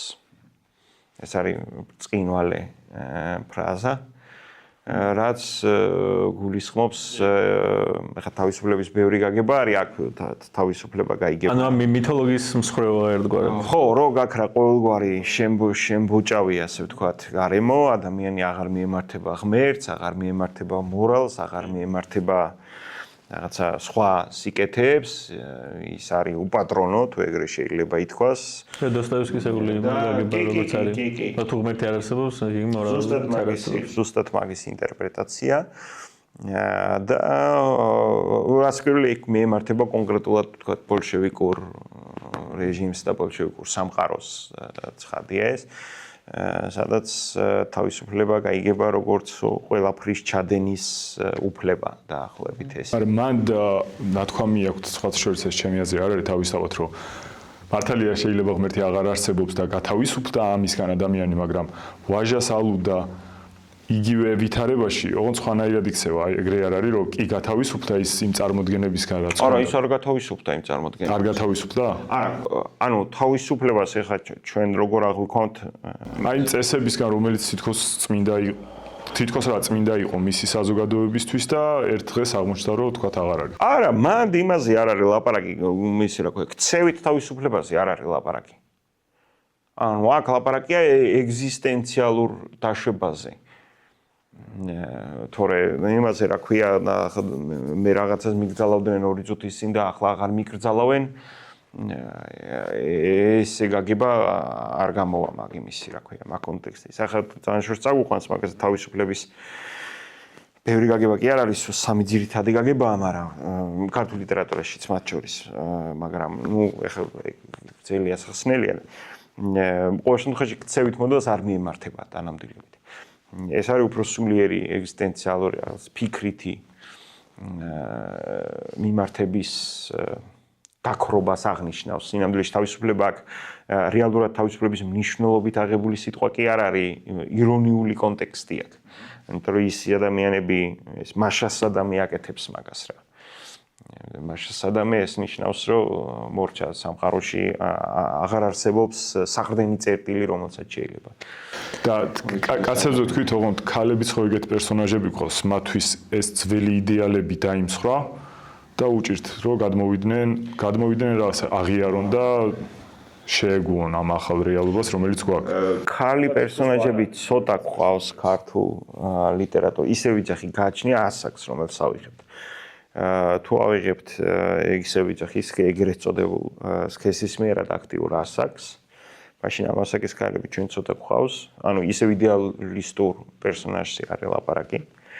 ცოტა ყავს, თუმცა არის რამდენიმე ძალიან საინტერესო პერსონაჟი. არსებობს ცხადია, როგორც მამაკაცთან დაკავშირებით, ისე აქაც არსებობს რაღაცა სტერეოტიპული შეხედულებები, მაგალითად ყველა ყოველთვის არც ერთი არასდროს არ არის კარგი დედა. ხო, ანუ ეს ქართველებს არ მოგონია ცხადია, ისევე მეორე ეს არის ბერძნული გავლენა ჯერ რომანტიზმზე, მე რომანტიზმის გავლენა მოდერნიზმზე და შესაბამისად ქართულ ლიტერატურაში ასე შემოსული და მედიას მან და არაფერი არ მიუძღვის? კი, როგორ არა, მედიასაც მიუძღვის და სხვა პერსონაჟებსაც. ბუნებრივია ის არის, რა ქვია, ეგრეთ წოდებული ბერძნული, ეგრეთ წოდებული ღვთაებრივი ქალის და მე როგორც 19 საუკუნის ბოლოს როგორც გაიგებოდა საბედისწერო ქალის ეგრეთ წოდებულის მოდელი. ისინი ყოველთვის ვერსად ვერ ნახავთ ეგეთ პერსონაჟს, სადამე ისინი ყოველთვის არიან განათლებულები მაგალითად. ყოველთვის. მათ აუცილებლად აქვთ დასავლური რაღაც შეხება დასავლეთთან მე ხშირად ხუმრობ ხოლმე. ამას მე ეს რეალურად ესეა. თავიდან ეს არის რომ პირობითად ვიღაცა სწავლობდა პეტერბურგში ან ძიძა ყავდა გერმანელი ან რაღაცა უცხოენები იცის. აი მაგალითად ეგ სტერეოტიპი იმდენად მტკიცე იყო რომ მე თქვა 60-იან წლებში 50-იან 60-იან წლებში უკვე მე-20 საუკუნის საბჭოთა ლიტერატურაში როცა ამ ტიპის პერსონაჟები ისევ ჩნდებიან. თქვა ქართულ ლიტერატურაში ხო ედიშერ ყიფიანთან ედიშერი ერქვა არ შევცხლი. ამასთან რა ქვია გურამ ფანჯიკიძესთან ხო როცა შემოდიან ამ ტიპის პერსონაჟები ისინიც კი რაც დასავლური ენების ფაკულტეტის სტუდენტები არიან ან კონსერვატორიაში სწავლობენ ან თქვა სამხატვრო აკადემიაში. იმიდან რაღაც ტიპის შეხება აქვთ აუცილებლად დასავლეთთან. ეგ ზოგჯერ ისე სასწაულად არის ხოლმე რომ თანამედროვე ლიტერატურაში შეიძლება შეგხვდეთ რომ თქვა პირველი ქმარი არა შეიძლება და მეორე ქმარი შეიძლება ეს იყოს რა ქვია ვიღაცა ნორვეგიელი იყოს ან ინგლისელი. კი, ქართველი არ არის ხოლმე და მე ნუ მაინც ქართველთან. ნუ ეს არახალი არა ნიკოლოზ თიფანიძესთან შეგიძლიათ ნახოთ ეს რომ აი განათლების სტერეოტიპზე ვიტყვი რომ რაღაც სტერეოტიპები ხო სინამდვილეში ცოტათი მაინც სინამდვილეს ეყრდნობა და მე უცებ გამახსენდა რომ ჩემ წარმოდგენაშიც ეგრე იყო რომ ქართველი თავადი ქალი იყო აუცილებლად განათლებული და გარდა იმისა რომ ეს შეიძლება მათ შორის ჩვენი ნაწარმოებებიდან მაქვს გადმოსული თავში ვიცით რომ მაგალითად არსებობდა დასავლეთ საქართველოში ეგეთი დედაბრული დამწერლობა რომელიც როგორც ცნობილია, იცოდნენ მხოლოდ ქალებმა. ხო, ახლა მაგ განათლებაზე არა გვაქვს ლაპარაკი გვაქვს იმაზე რა ქვია, მეტნაკლებად აკადემიურზე. კი, მესმის, ანუ მაშინ რაც იყო ხელმისაწვდომი განათლების ამბავში ეს იყო. არა, ეს რაღაცა წავიდა და გერმანული იცის, ფრანგული იცის, ძიძაის ყავდა, რა ქვია, იტალიელი ყავდა. ზღაპრებს გერმანულად უყვებოდნენ, პირველი ქმარი შირერი იყო, მეორე შეყვარებული დათათუდაშხია, რაღაცა ეგეთი ისინია, რა ქვია, ეგეთი სტერეოტიპებია რა. ზოგადად ბოლოსკენ მინდა უშუალოდ წერლებსაც შევეხოთ და ზოგადად საბჭოთა პერიოდში დაწერილ გარკვეულ ნაწარმოებებს თქვენი ერთი ძველი ლექცია გავიხსენოთ, სადაც მიხეილ მგალობლიშვილის ნაწარმოებებს ამბობთ, რომელიც ხო ის უფრო მოგონებაა ვიდრე ხო ნაწარმოები. უფრო მემუარებს კი ბატონო, რომელიც საბჭოთა ფუნქციონერი იყო 38-37 წლებში დაიჭირეს, გადაასახლეს და ძალიან საინტერესო იყო ჩემთვის ის ფაქტი, რომ მას ბოლომდე ეგონა რომ ვიღაცები შეცდნენ, სტალინმა ეს არ იცოდა და რაღაცა ოსტოში ასე წერს. ხო, ასე წერს. ანუ მას ეგონა რომ რაღაცა ბოლომდე ეგონა რომ საბჭოთა კავშირი მართალი იყო, კომუნიზმი დადგებოდა და ვიღაცა ბერია იყო მაგალითად დამნაშავე და არა ზოგადად სისტემა რომელსაც ის გადაასახლა. და იქ ადამიანებს ხვებიც არიან, რომლებიც თვლიან რომ ხვებზე წერს იქ არ ვიცი საკუთრივ მისი აზრი ესე ცალკე აღებული, მაგრამ ხო, ხვებზე ვიზეთ წერს, ვინც მასთან ერთად იყო ციხეში და მე გადასახლებაში და ასე შემდეგ. ეგ ძალიან ბევრგან არის, ძალიან ბევრს უწერია ეგ ისა რა ქვია, ეგ აი ახლა ხანს გამოვიდა ვალსი პეჩორაზე მე მგონი ესე ქვია, ხო ეს? და იქაც იგივე წერია, იქაც ზუსტად იგივე წერია. აი მაშინ რა ემილია ესკურის წიგნში ზუსტად იგივე წერია. დაახლოებით ანუ თანამედროვე დღევანდელ საქართველოს კონტექსტში რო გავიაზრებთ, ანუ მაშინაც იყვნენ ადამიანები, ვისაც ეგონათ, რომ რაღაც შეცდომას ჰქონდა ადგილი და საბჭოთა ხელისუფლება ესეთი გარყვნილი და გათახსირებული არ იყო და დღესაც ალბათ ვიღაცები ვინც ჯერ კიდევ ცოტა პოლიტიკური კონტექსტის რო შემოვიდანოთ, ალბათ არიან ადამიანები ქართული ოცნების მხარდამჭერები, ვისაც გონიათ, რომ ის სიძაგლეები, რასაც ქართული ოცნება აკეთებს, რაღაცა მოგონილია ან არ არის სწორი ან რაღაცაშია სხვა რამეშია საქმე და ისინი ჯერ კიდევ ისეთი კარგები არიან, როგორც 2012 წელს აირჩიეს მაგალითად. გონიათ ან სანამ იქ არიან მანამდე უნდა ეგონათ. აი ეგ source რადგან ახლა საბჭოთა კავშირზე და 38 წლის სტალინზე უფრო გათახსირებული არ არის. ხო არა, რა თქმა უნდა, შედარებაც ისეთია არასწორია ჩემი აზრით ყოველ შემთხვევაში, იმიტომ რომ ამით რაღაცა იმ ადამიანების ტანჯვას და იმას რა ქვია, ჩემი უპასურდება და ესე არ არის ახლა მე საღამოს 2 საათი თუ 3 საათით აქციაზე გამოვედი, ან რაღაცა თქვენთან მოვედი და ჩავწერეთ და მე კიდე რა დახრეტას არავინ არ გვიყიდებს ჯერ ხო, ჯერ ყოველ შემთხვევაში, მაგრამ და მან მნიშვნელოვანი არის რომ ის ადამიანები, ვინც იქ არიან, რომ მათი უმრავლესობა ყოველ შემთხვევაში უკვე შეგუებული ადამიანია. ანუ ჩვენ კი აღვიქვამთ ძალიან მტკივნეულად, ეხლა ცუდ რამეს ვიტყვი და ბუდიშ ვიხდი წინასწარ თუ ვინმე არასწორად გაიგებს. ჩვენ კი ძალიან განვიცდით ამ 1937 წელს და არის ერთი ამბავი რომ არიქ არ აგვიქნეს და ასე შემდეგ, მაგრამ ამ 1937 წელს ძირითადად ვინც დახვრიტეს და გადაასახლეს და ასე შემდეგ, ესენი მათი დიდი უმრავლესობა იყო ადამიანი, შეიძლება პირადად ესე ძალიან კარგი ადამიანი, ზოგი, ბევრი.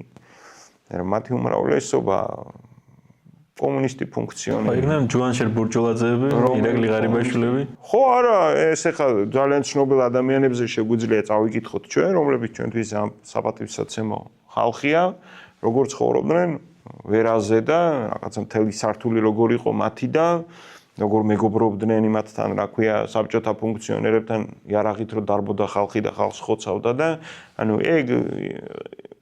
ესე არ არის რა ანუ სინამდვილეში თქვა იგივე 22-ში, 24-ში, მერე 28 წელს შეიძლება ან 30 წელს უფრო რაღაცა სხვა ხალხი დახვრიტეს და გადაასახლეს ვინც მაგალითად. ხო, თავის დასაწყისში იყო მთავარი ხალხი, ვინც კატასტროფა ისტორია. ვინც არ შეეგუა, ისინი დახვრიტეს 38-მდე რეპრესიებში და 38-ში შეგუებული ხალხი. ხო, მერე არის რომ კი ან თავიანთი ხალხი დახვრიტეს, ან შეგუებული ხალხი დახვრიტეს, როგორც წესი. როგორც წესი, ეხლა ბევრია, ყველა არაბუნებრივია, ბევრი ადამიანი, ვინც უკვე ფიქრობდა, რომ შეიძლება გადარჩა. ან შეიძლება წარმატებული იყო, ან ასე შემდეგ. ხო, აი ქართული მოგონებებიც არის, თქვენ მიხეილ გალუბეშვილი ახსენეთ, ვინ არის კაცი, ხო, რაღაცა თანამშრომლობდა და იქ ხო ყვება იმ თავის წინში, რომ ვიღაცა ვერიებად დადიოდა თავისი მეებით იქ, რა ქვია.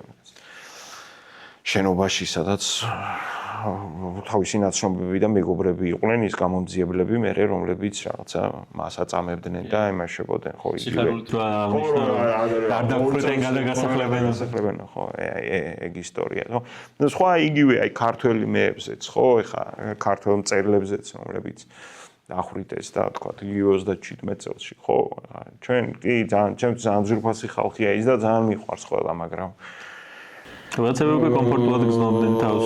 შეიძლება არა კომფორტულად, მაგრამ ყოველ შემთხვევაში რაღაცნაირად ცდილობდნენ ადაპტაციას იმ სამყაროსთან და არ იყო ესე, რომ რაღაცა იარაღით დარბოდნენ და არიქა და ტყიდან გამოვიდა ვიღაცა და ხო, მაგრამ აქვე მაინც თქვენი ქვე ახსენებთ გარკვეულმა მწერლებმა, გარკვეულ ნაწარმოებებში, თავიანთ ნაწარმოებებში ის რასაც მწერლის ინდის ეძახით გააპარეს. თუნდაც კონსტანტინე გამსახურდიას ვაზის ყვავილობაში 9 მუხა და ყველაზე ისეთი ან კოლაუნადირაძის ლექსში ხო და ანუ ეს ანუ ეგ ხდებოდა ცხადი იგივე მიხეილ ჯავახიშვილის შემოქმედებაში, იგივე ჯავახიშვილთან, იგივე რა ვიცი კოტეტიშვილთან, ბევრგან იყო, ანუ ესე არ არის, ანუ მე ვერ გამოვდგები ახლა, არა, ჩემთვის არ არის სწორი ახლა ვიღაც შეიძლება სწორია, მე ვერ გამოვდგები და 100 წლის წინ რაღაცა ტანჩხალხზე რომლებსაც როგორ წარმოედგინათ სამყარო არ ვიცი, თქვათ, რაღაცა რომელიც ირგვლივაც აი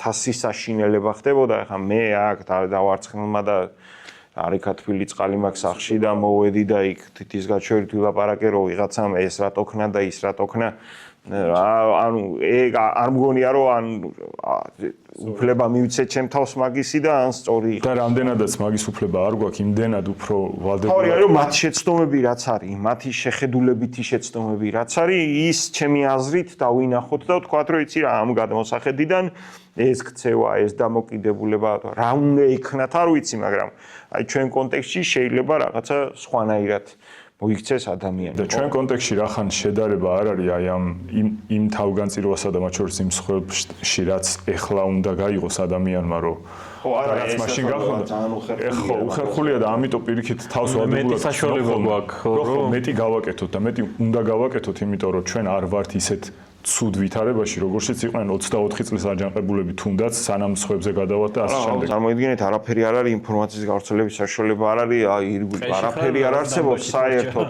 და თან რაც ყველაზე მნიშვნელოვანია, დამოუკიდებლობის გამოცდილებაც არ არის.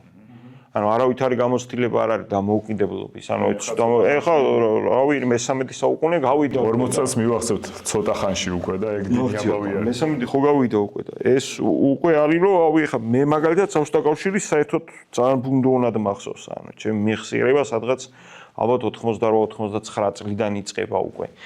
იქამდე არ არის თქვენ საერთოდ აქეთ ხართ ხო? არ არის. ხო და ეს ძალიან მნიშვნელოვანია. კარგი, სანამ დავასრულებთ, თითქმის არ გვისაუბრია დამოუკიდებლობის შემდგომ ლიტერატურაზე 90-იანებიდან მოყოლებული ვიდრე დღემდე. რამე შეიცვალა თუ არა საბჭოთა ლიტერატურისგან განსხვავებით გარდა იმისა, რომ უფრო თამამად შეუძლიათ ქართულ მწერლებს წერა და უჯრაში ჩადება არ უწევთ წიგნების განსხვავებული კიდე რა არის? თქვენი დაკვირვებით. რაღაც ისინია რა ქვია უფრო ესეც რაღაცა მრავალფეროვანი შეგვიძლია ვთქვათ ესე არის ლიტერატურა გვაქვს საშუალება რომ თითქოს უფრო მალე მიყვეს ზოგადად მსოფლიო ლიტერატურულ ტენდენციებს ძალიან არ დააგვიანოს ასე ვთქვათ რაღაცა 30 წლით არ დააგვიანოს ხო, რაღაცა ინასტრანная ლიტერატურაში რა სანამ დაიბეჭდება და რაღაცა ეგრე და ზოგადად უფრო ხისტად შეიძლება ილაპარაკოს, თქვათ. შეიძლება ილაპარაკოს რა ლაპარაკობს მიმართებებზე, რომელიც იმ პრობლემებზე, რომელიც თქვათ ქართულ საზოგადოებას აქვს. მე არ გულისხმობ არავითარ შემთხვევაში იმას, რომ თქვა საბჭოთა ქართული განსაკუთრებით 70-იანების ლიტერატურა 60-იანების 70 ამას არ აკეთებდა, აკეთებდა ცხადია, ამაზე არ არის ლაპარაკი. უბრალოდ ახლაც ჯანსაღი პროცესია რა. ადამიანები წერენ, თარგმნიან, რაღაცა გამოსცემენ ამას, თავისი მკითხველი ყავთ. უფრო მეც კითხულობს ჩემი დაკვირვებით თანამედროვე ქართველი ვიდრე საბჭოთა ქართველი? ხო, ვერ გეტყვით, ეგ არ ვიცი, მაგრამ ყოველ შემთხვევაში არიან ადამიანები, ნამდვილად ვინც კითხულობენ ხარისხიანად და ინტერესებული არიან, თქვათ, ლიტერატურით. ზოგადად დამოუკიდებლობა კარგია მაგისთვის, თავისუფლება ძალიან ხელს უწყობს. რამდენადაც თქვათ პრობლემურია, იმიტომ რომ რაღაცა რეალური წნეხი როცა არ არის, რაღაცები შეინდგიწევს რომ მოძებნო რა. და ეს პრობლემურია, მაგრამ თან პლუს ამას დიდ თავისუფლებას გთავაზობს, იმიტომ რომ ცენზურა არ არის, არც პოლიტიკური, არც მის მიუხედავად რომ მცდელობა არის ბოლო წლებში, ეგ საინტერესოა. ხა მაგას სერიოზულად ვერ ვილაპარაკებთ ახლა მაგ ლიტერატურის რა ქვია ცენზურის მცდელობაზე, ეგ უფრო თვით კონტროლ, თვით ცენზურიდან უფრო შეიძლება რაღაცა გამომდინარეობდეს თორე ხა. აი საინტერესოა მათ შორის ბოლო პერიოდის კრიზისი, რომელიც ამს ადამიანებსაც უდგათ, ხო ეს მარტო პოლიტიკური არ არის, იმიტომ რომ სოციალურ სფეროშიც გადადის, ეს რა ასახავს პოებს ჩვენ ლიტერატურაში და რამე ასახავს აუცილებლად პოებს, იმიტომ რომ ჩვენ თანამედროვე ლიტერატურა ისედაც სოციალური და პოლიტიკური შეფასებითი ელემენტით ისედაც აქტიურია. ესე შემიძლია ვთქვათ, ბევრს წერენ ამაზე. მაგრამ მაინც თავიანთ ხარისხიანი იქნება, ეგ არის უბრალოდ, მაგრამ საბოლოო ჯამში იქნება რაღაცები აუცილებლად საინტერესო. მაგრამ დრო უნდა გავიდეს, რაღაცა პერიოდი უნდა გავიდეს, რომ დაიწეროს. მე არ მახსოვს, რაღაცა პარალელურად იწერებოდეს რაღაც რომანი ახლა, მაგრამ რაღაცა დრო შეიძლება გავიდეს, მაგრამ პარალელურად არ იწერება რა. ალბათ იწერება რაღაცეები ხა იქ. ზოგიერთი ისეთი ადამიანი დადის, რომ ეჭვმაქ ის როგორ ჩანს. ხო, ჩანახატებს ალბათ აკეთებს, მაგრამ შეიძლება 10 წლის მერე გამო. ხო, თუმცა დიდი რაღაცა პრინციპული დაშორება ალბათ არ იქნება რა. უბრალოდ აქ არის რომ ეს არის რა, მთავარი არის ხარისხი საბოლოო ჯამში. უბრალოდ როცა რაღაცა ბევრი იწერება, მე აუცილებლად რაღაცა მაღალი ხარისხისაც შედარებით გამოდის ხოლმე რა. უბრალოდ თავისუფალია და ეს კარგია, რავი, ვისაც ასე უნდა წერს, როგორც უნდა წერს, რომელ ფორმასაც უნდა იყენებს. და ამაზე რაღაცა იქ არ არის რომ კითხველი რჩება მოგებული. ხო, რა თქმა უნდა, ვისაც რომელი ტიპის ის მოსწონს, რომელი ტიპიც მას არიან ბევრი ცხადია ვერ იქნება. სულ რამდენიმე იქნება ყოველთვის. აქამდეც ყოველთვის ეგრე იყო, აზრიც ყოველთვის ეგრე იქნება. თქვენი აზრით, შეიძლება არც გიფიქრიათ ამაზე. როდის დადგება ის მომენტი, როდესაც არა საქართველოში ქართულ ენაზე დაწერილი რომანი, მაგალითად, გაარღვევს ქართულ საზღვრებს და მსოფლიო ბესტსელერი გახდება. არასდროს. ცოტა მტკივნეული იყო. არა, თქვენ თუ იმას გულისხმობთ, რომ ითარგმნება და იქ თქვა წაიკითხავენ ადამიანები, მაგას თარგმნიან ყოველ წელს. კი, მაგრამ ეგ ხო რეზონანსია. ხო და არ მოხდება ეგ. ჩემი აზრით ყოველ შემთხვევაში, იმიტომ რომ ეგ ძალიან იშვიათად ხდება ჩვენი ზომის ქვეყნის და ჩვენი ზომის ენის ხალხისთვის კიდევ უფრო იშვიათად ხდება და რაღაცა უბრალოდ გამონაკლისი თუ მოხდება თორე. ხო, მაშინ იყო ნინო ხარაძეშვილი ცხოვრობდა გერმანიაში, წერდა გერმანულად. ხო, დაახლოებით ესე, ხო, ან ისმაილ კადარე და ცხოვრობდა საფრანგეთში და წერდა რაღაც. დემოგრაფიული წინსვლა ყველასფერო სჭირდება რა. არა, ეგ ყველა ქვეყანას ახასიათებს. თქვენ თუ გონიათ, რომ პოლონურ მწერლობას კითხულობს ვინმე სადმე ასეს ეხა გასაგებია რომ ჩვენ ზოგადად სერიოზულად, მაგრამ რაღაცა არიქა სერბულ მწერლობაზე ვინმე ვენებს იჭრის, ხორვატულზე, რა ვიცი ხა ძალიან ცდებით. ხო, არა, კი. პოლონური ლიტერატურაც იმხელაა, რომ რაღაცა სხვა ქვეყნის რო იყოს უფრო გავლენიანი ენის მქონე ქვეყნის, რა ვიცი. უკვე დაახლოებით იმაზე რომ 6 ერში რო არ გვიღებენ და რაგბის ხოლოდ ხოლმე ეს მიღებაზე არ არის უბრალოდ. იმიტომ რომ არ ყავს მაგდენი მაყურებელი სტადიონზე ხოლმე. მაგაზე არა. ამბობენ ყოველ შემთხვევაში ეს. უბრალოდ ეგ ის არის რა რაღაც. ვიღაცა ცალკეული ადამიანი შემთხვევითად, პირობითად შემთხვევით თუ რაღაცა ამ ტიპის და ეგ პოპულარობაც ხო ძალიან პირობითია, ხა რა ვიცი, თქვენ რო გკითხოთ სამხრეთ ამერიკელი თანამედროვე მწერალი ხო არ გეცოდინებათ. თანამედროვე ცოცხლებში აღარ თანამედროვე არა, ცოცხლებია, ცოცხალი შეიძლება ლიოზაც იყოს ახლა და აღარ იყოს თითქმის, მაგრამ ესე თანამედროვე ხო, აღარ ვიღაცა ჩილელი რო გითხრა, ბრაზილიელი ხო არის? არც არავინ არ იცის. ახალგაზრდა არ ვიცი 50 წლის, ხო არ იცი. ეგ ჩვეულებრივი რამე არის. ჩვენსავით ამბიცია? კი, კაც, იმათ უფრო მეტი აქვს, იმათ ასეული მილიონებით. ერთ ქვეყანას ერთი მსოფლიო დონის სლამის. მარკესი ლიოსა რაღაცა. არა, ეგ ეგრე ჩვეულებრივი რამეა რა. ყავთ ერთია, რომ ჩვენ ხო გვიყვარს ხოლმე და ქართველების ერთ-ერთი დამახასიათებელი ნიშანი ეგ არის, რომ სხვები რო აფასებენ ჩვენ შესაძლებლობას და ალბათ მაქედან მოდის ეგეც, რომ გვინდა რომ ვაჟას იცნობდნენ მათ შორის. ანუ ესე ვიღაცები იმათაც კითხულობენ, კაცო, ქართველებსაც წაიკითხავენ ლიტერატურულ წრეებში, ვიღაცები, ვინც ჩვენით იქნება დაინტერესებული ესე თორე. მე ვიძახი, მასობრივად მილიონიანი ტირაჟი იყო. თანამედროვე ინდოელი მწერალი ან რაღაცა მეტნაკლებად ჩინელი მწერალი ან რა ვიცი, კიდე ვიღაცა ეგრე იციან. გული არ გავიტეხოთ. არა, ხო, არ დაირო მაგალითად. მან მაინც ხო ენას აქვს მნიშვნელობა, ხა ვიღაცა ქართულს აქვს შანსი რომ წავიდეს ინგლისურად წეროს. და რომელიმე ნაწარმოები ისე გაუვარდეს, რომ ხო, ან ქართულად წეროს და რაღაცა სხვა ტიპის, ბევრი რამე უნდა დაემთხვეს, მოკლედ, მაგის თქვა მინდა ერთმანეთს, რომ რაღაცა ის მოხდეს. სინამდვილეში კიდევ ვიძახი, ჩვენზე 10 ჯერ დიდი და 20 ჯერ დიდი ქვეყნების ლიტერატურებიც ესე რო არიქა რაღაცა სხვა ქვეყანაში პოპულარული იყოს და არიქა ხალხი კითხულობდეს და ასე შემდეგ ეგრე არ ხდება რა. აი თქვენ თავზეც რო წარმოიდგინოთ, აი ბელგიელი მწერალი რამდენი იცით? მე ერთის გაცნობა გამიჩნდება. ხო და მაგაზია ჰოლანდიელი რამდენი იცით, ხო, ახალი ეპოქის. მეც ნუ არ გამოგცეთ. ხო და ანუ ეგ ეგრეა, ყველა ქვეყანაზე ეგრეა რა, ანუ ეგ ეგრე არ არის. უბრალოდ სინამდვილეში ჩვენ ვიღაც გერმანელები რო ვიცით, გაგვიგია ისიც უმრავლესობა ისიც ძირითადად ვინც ვიცით არის რაღაცა ძველი კლასიკოსის გამოცდილებით და თანამედროვე რაღაცა ჰერტა მიულერი იცის ცოტა. ო ჰერტა მიულერი ახლა ნობელის პრემია აქვს და იმიტომ იცის რომ ნობელის პრემია აქვს. აი ისედაც, მაგრამ ზოგადად ეგრეა რა. ზოგადად ეგრეა ფრანგული, გერმანული, შეიძლება ესპანური, ინგლისური ენოვანი ლიტერატურებზე დგას სინამდვილეში ჩვენი ცოდნა თორე. ხო, თუნდაც ეგრე სვეტლანა ალექსეევიჩიც იმიტომ რომ რუსულად წერს და იმიტომ რომ ნობელი აქ თორე რუსულად შეიძლება ბევრი წერს კიდე რაღაცა იქ. ხო ისმაილ კადარიც იმიტომ ვიცით, რომ რაღაცა 90-იანების საფრანგეთი, თორე ვიღაცებს ხვები ხო არიან შესანიშნავი ხალხი. მადლობა. დასასრულისკენ უკვე შეგვიძლია წავიდეთ. ძალიან კაი საუბარი გამოგვივიდა, მე მგონი. კი. მედია მოეწონება ჩვენს მაყურებელს, შემოგვხედავს, შეგვაფასებს და ჩვენის მხრივ გვირდებით, რომ მომავალშიც არაერთ საინტერესო გადაცემას შემოგთავაზებთ ქართული რესპუბლიკის YouTube გვერდზე. საუბრები გაგრძელდება და გაგრძელდება კიდევ უფრო საინტერესო საუბრებით. კი, მე მინდა უბრალოდ მაყურებელს ვურჩიო, რომ თუ უნდა გაიგოს მეტი ქართული ლიტერატურის შესახებ, აუცილებლად უსმინეთ ბატონ ზალს.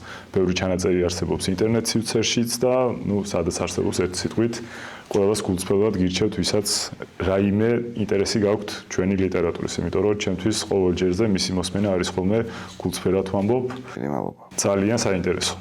ხო, და ბოლოს გამოიწერეთ ჩვენი YouTube-ის არხი, გააქტიურეთ ზარისღილაკი, რომ არ გამოგჩეთ სხვა გადაცემები და ამ გადაცემებიდან, ძველი გადაცემებიდან დადებული რილსები მაგალითად. მადლობა.